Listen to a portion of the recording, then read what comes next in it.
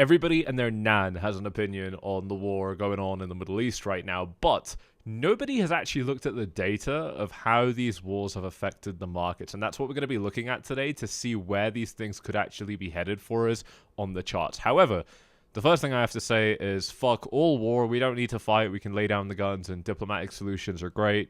I don't want to spend too much time on that, but I really need to preface the video by saying that.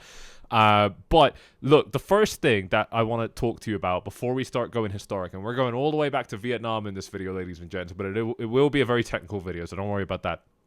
The first thing I want to do is just acknowledge what's happened so far with this Israel and Iran conflict, okay? So, if I'm not mistaken, the missiles really just kind of went off on this day here. Let me pull up a proper chart where I've got this annotated for you. This was when Israel struck Iran on the 12th, 13th of June.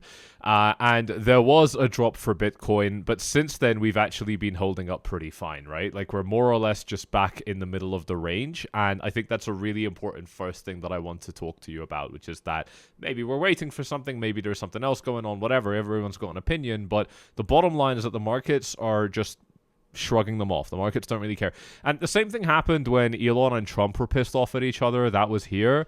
There was a little bit of a dump, and then it was recovered more or less as quickly as it happened, right? So really, really important. The market is still in a healthy, kind of stance. Bitcoin is still in a healthy stance. On a large time frame, it's in a phenomenally healthy stance. It's, pulled back and now blasted up to all-time highs, and it's consolidating at the top. Okay, so nothing is better than that as far as telling us that we're still in a really, really bullish stance. Same thing for the S&P 500. Okay, we've slipped a couple points below 6K, but we're still literally consolidating at its all-time high. So incredible performance here. We're still looking really good, and the market, nobody can take that away from you right now, right? We could see a really, really big COVID March 2020 style crash, or the charts are just kind of telling us that things are healthy, okay? Different people are going to have different opinions on that. It depends on how much you kind of weigh technicals versus, the news that you read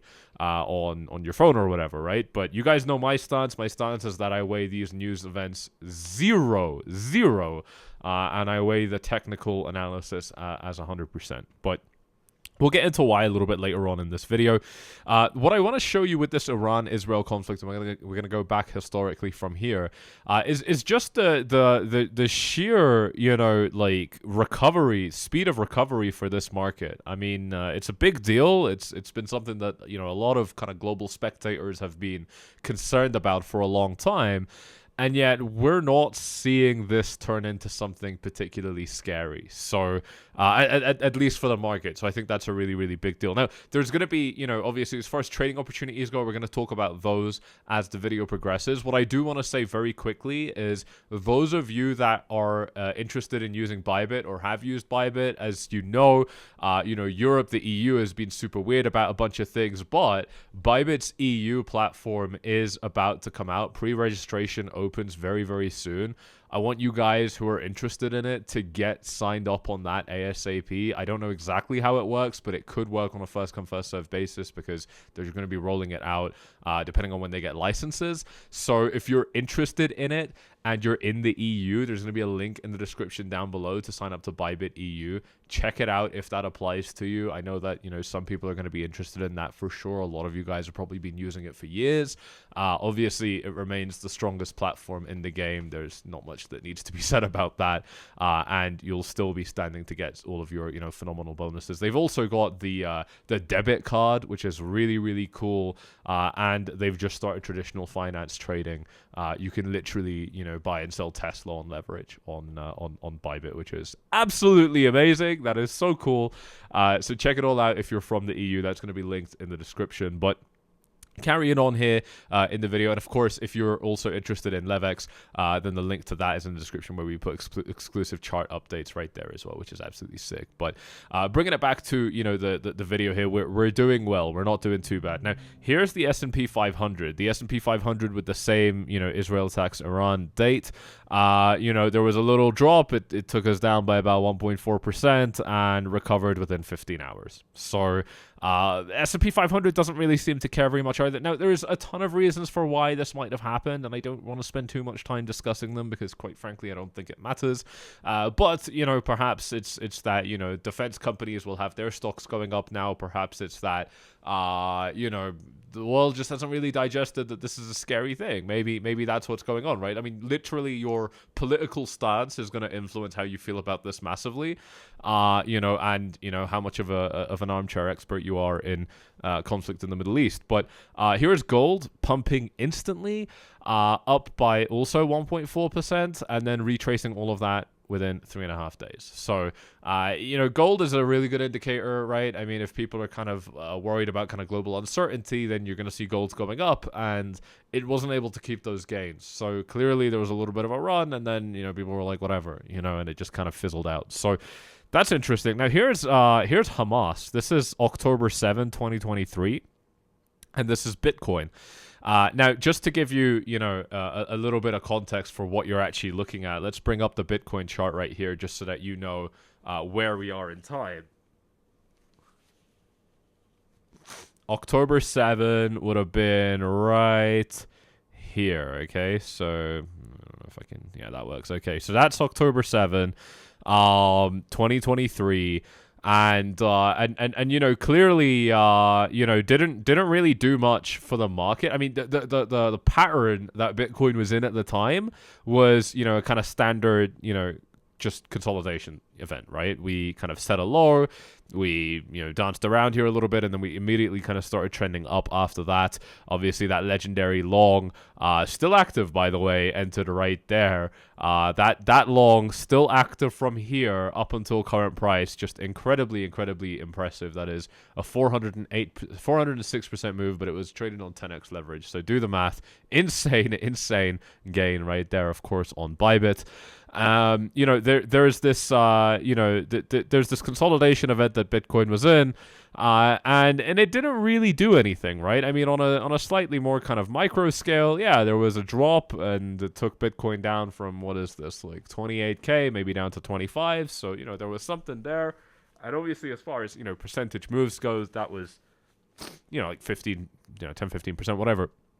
But not a massive move, and actually it almost turned out to be bullish. Now, obviously, I don't think it was the conflict in Gaza causing the markets to go up, but it just happened, right? And so that's an indication that perhaps it didn't really matter that I mean, war is terrible. Like I said, that was the first thing I said in the video. But as far as markets were concerned, it didn't really matter. And then here's the S&P 500 when Hamas attacked Israel right here.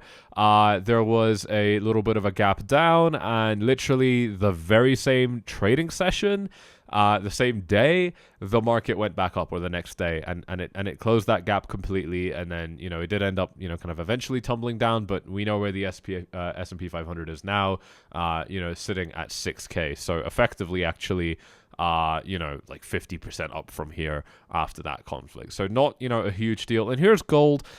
Gold did gap up. So this is, again, what you would expect. If there's global instability, you will get gold going up. And gold kept those gains, and it kept going up with the S&P 500, which is not normal, but it's not super unusual either. So that's cool. Now, here's Russia in Ukraine. This one happened in February of 2022.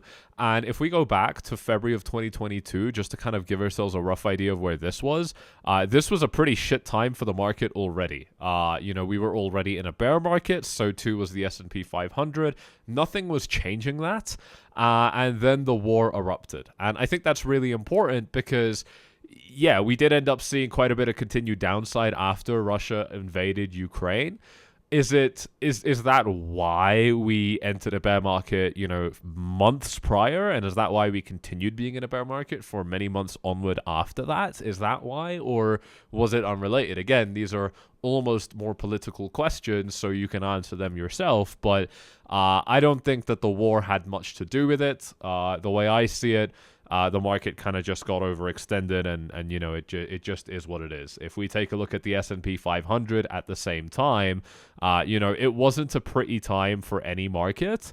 and the S&P 500 had already topped out. It not only had it already topped out, it had also already dropped by 13%. It was probably down by about 15%, somewhere around there, when the invasion happened. And, you know, then it kind of continued up until now. I think one of the big things I can say for why I don't think that the market really digested this or did much with it is because that conflict is still ongoing with no signs of it finishing, and we're in a bull market. So, you know, I don't think that, you know, if the Russia-Ukraine war was going to mess up the markets, I don't think that we would be able to be as bullish as we are now. But here we are, you know, that is indeed the case. So here's the S&P 500, big drop here, but recovered in a day. And, you know, again, you know, market really making swift work of it on these kind of micro time frames, which is important to us because if we're looking at these kind of smaller time frames right now, then, you know, we're concerned about what's going to happen to Bitcoin in the next week or so.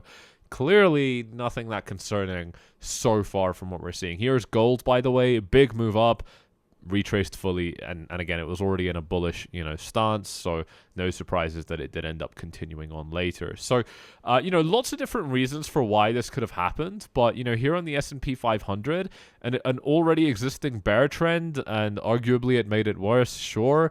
On this event, I don't know, like, I don't want to say it's bullish because that's disgusting, we don't like war, but, you know, clearly, like I said, the market did not care.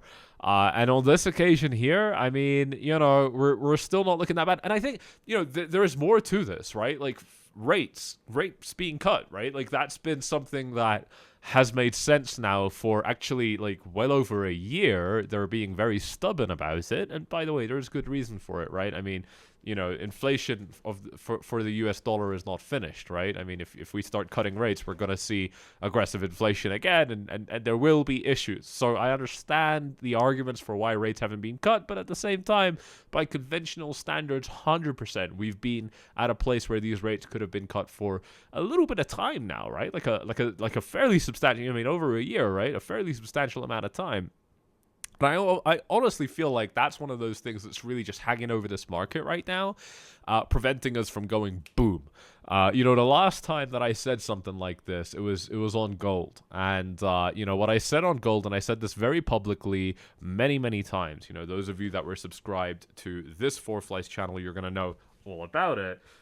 You know, I was telling you guys that gold has been getting suppressed for years. It's been suppressed for years, ladies and gents, where every time, it should have broken out during the pandemic. This is July, August of 2020, and it didn't happen.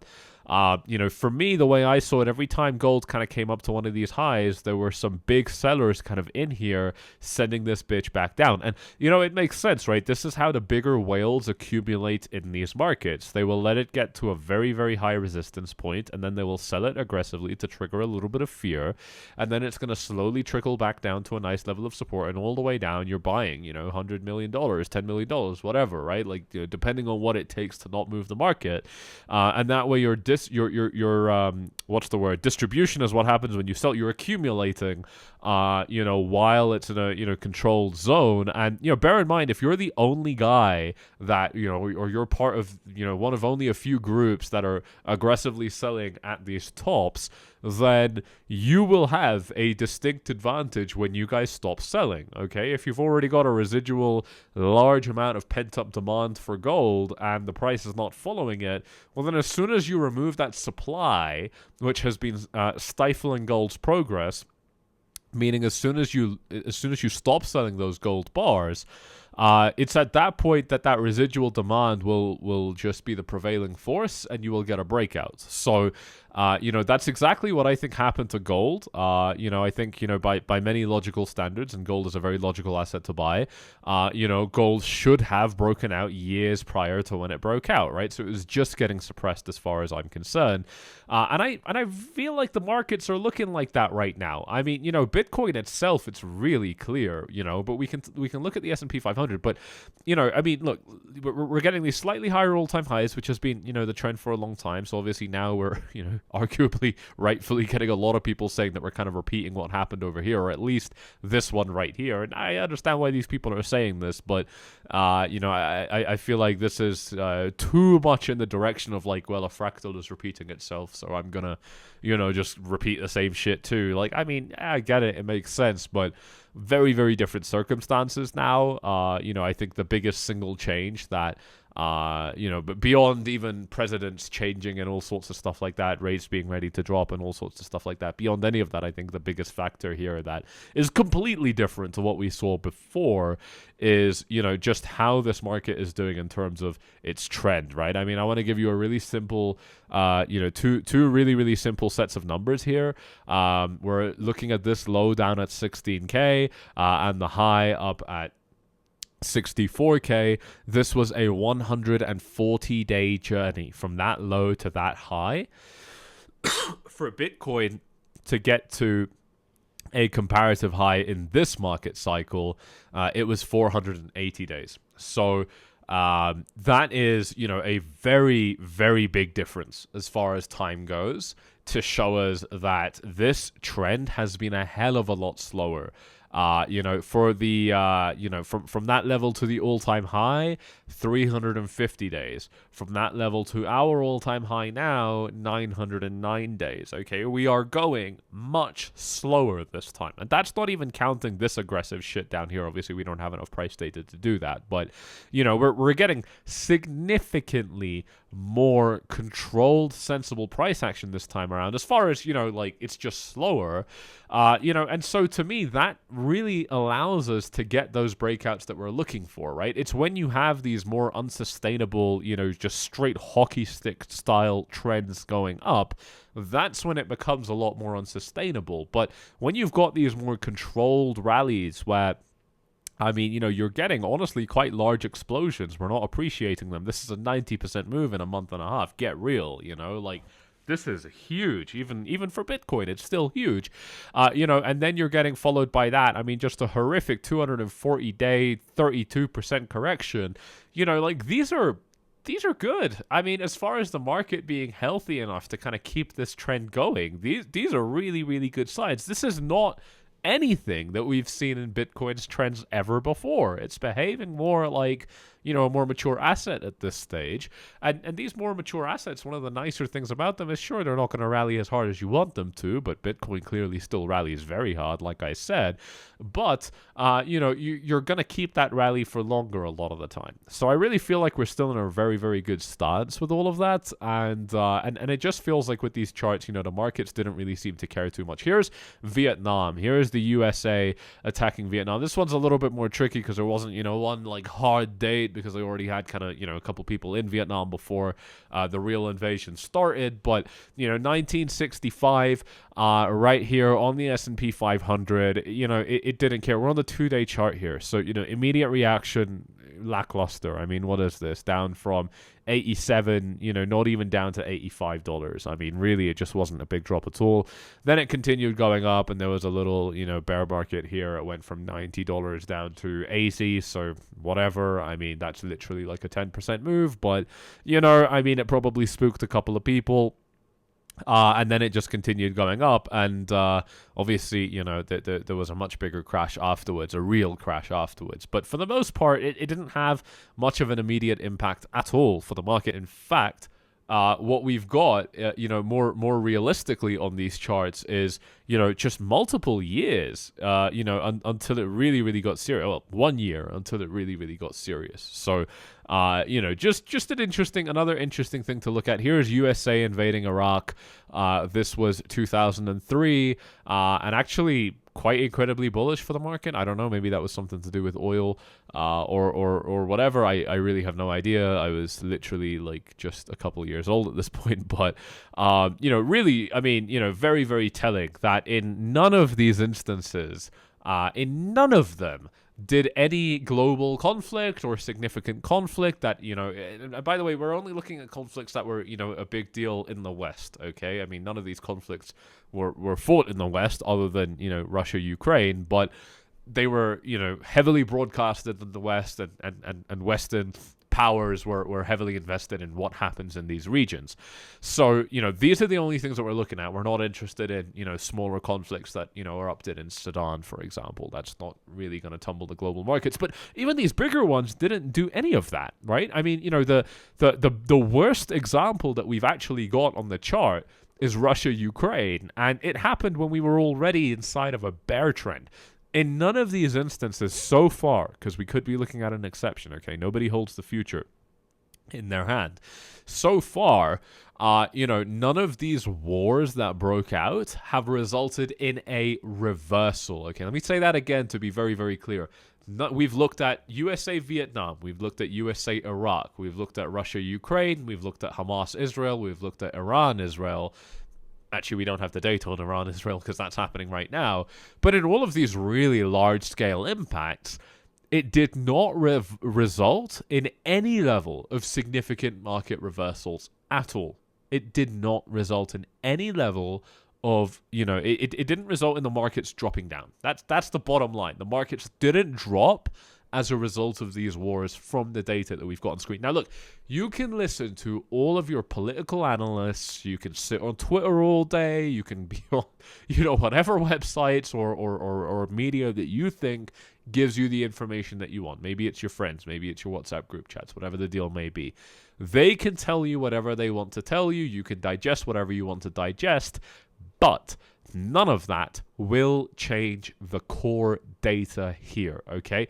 The only stuff that's truly relevant, I feel, in order for us to determine how the markets across the last decade, going back to the 60s, which is now 60 years ago, sorry for making some of you feel old if that happened, 60 years ago when that Vietnam invasion started, in none of these instances did we see a horrible market drop. It might have come later, it might have already been happening, but it didn't trigger any sort of downfall. And I don't feel like we have a good reason to expect that to happen here. Again, more of a, you might have different ideas of what might happen in the Middle East now, and if they're, more extreme that, actually we're going for fucking World War III or whatever, then obviously things could be a little bit weird. But even, again, hate war, but even if World War III does happen, this is really weird the way the world is working now. I mean, the Russia-Ukraine conflict has been broadcasted at all levels. You can go to Telegram channels and, see footage of the whole thing happening. You can, you can watch,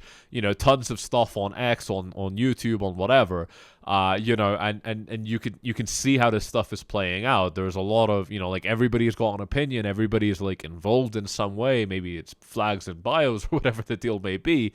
And that in itself has made things operate differently. I don't know how that could affect the markets, but I don't feel like it's going to be conventional, even if we do get, a really, really big war happening now. I don't think that, the whole world shuts down by any means, actually. I don't think that would happen. It didn't even happen during the pandemic, which I think was quite interesting. I mean, arguably the whole world shut down, but it really didn't. It really, if you were still looking at things like flight radar, or if you were still just, going out on your own accord, you'd see that, a lot of the world stopped, but a lot of it didn't stop. And crucially, a lot of the most important stuff didn't stop. And I feel like it'd be similar here. I don't know, again, how that would affect the markets, but so far we're doing incredibly well. Bear in mind, market participants, especially, a lot of the market participants are going to be a hell of a lot smarter than you and I. They are here to predict the future and position their capital accordingly, okay? And the prevailing forces of these markets have not predicted anything bad happening, in terms of market crashes in response to these conflicts here. So, the data's right there. Like I said, you can have a ton of different peripheral opinions to any of these subjects, and they can be valid or they can not be valid. It doesn't really matter. The point is that the markets seem to be holding up pretty well, and I think that's obviously what this YouTube channel we're quite concerned with. So, like I said, ladies and gents, definitely check out that Bybit EU link in the description if you are interested, and also check out Levex for those chart updates that we're posting there. There's a ton of stuff developing in this market right now. I feel like the Bitcoin breakout is close. I don't know when it's going to happen. Literally, it could happen if there is a deal that gets struck between the United States and Iran, right? If that happens, then that's it, right? And it's Donald Trump we're talking about. It's not as predictable as we would want it to be. So, I wouldn't rule it out that, that could happen. And if it does happen, what do we have to be scared about anymore? Like that could be one of the forces that's kind of suppressing these markets a little bit, because for sure there's been some level of suppression going on.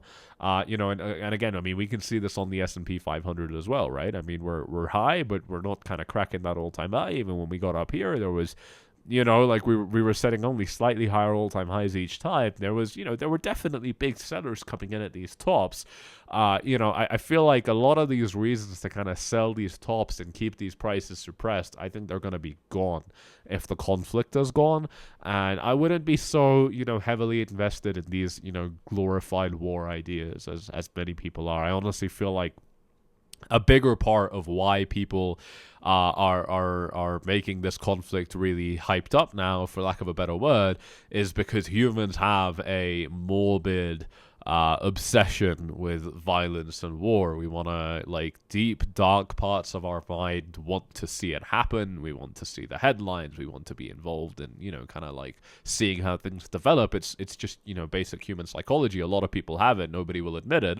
Very few would. And I think that's where a lot of this comes from. But if that's you even a little bit, I would urge you to just consider that, okay, that's how you feel on some, emotional level, but, reality, does tend to be a little bit more boring than that a lot of the time, okay? And given that reality tends to be a little bit more boring than that, things might not play out exactly as you expect. I think in all cases, especially when it comes to the markets, we expect big things to happen all the time. And actually, these kind of more black swan events, they're black swan events. Yeah, I mean, a lot of people recently have been predicting black swan events, and I'm sorry to burst your bubble, but that's not how it works. I mean, if you can predict it, by nature it can't be a black swan event. So lots to digest. Almost a little bit more of a theory video here today, ladies and gents. But if you have enjoyed it, definitely smash up those likes.